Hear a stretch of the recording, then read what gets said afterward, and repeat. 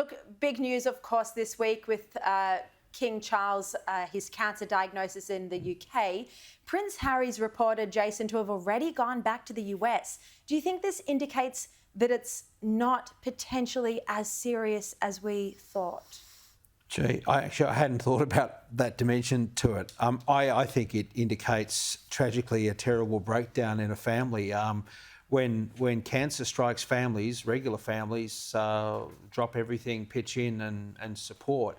I guess when you've just written a book, shit counting your father and his relatives so profoundly internationally and gone out of your way to do it, it's probably got a long way to go to make up.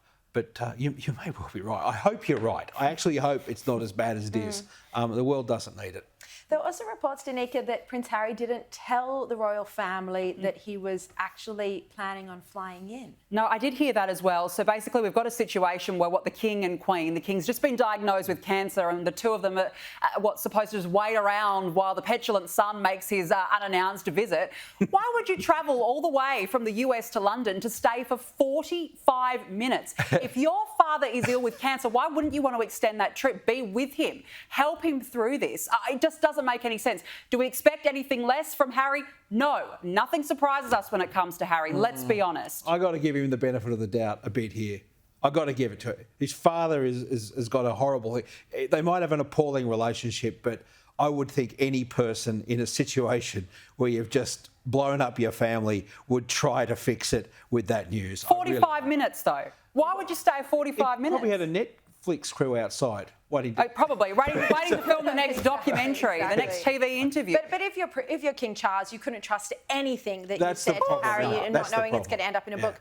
Now, reports today in the Daily Telegraph, Jason, that the upcoming Taylor Swift tour could add some $130 million to the New South Wales economy. They say it's more than the revenue from an entire Summer Ashes series.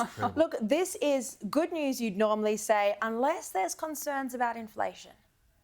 Oh, well, we blame her for everything now. I see this is this generation's ABBA, and the ABBA generation had the Beatles. This is their moment. I got young sons who detest Taylor Swift because you've got to when you're a young boy. I never hear people admit that. But I've got to say I'm so intrigued about this phenomena, and I'd love to actually just look and see who's in the crowd.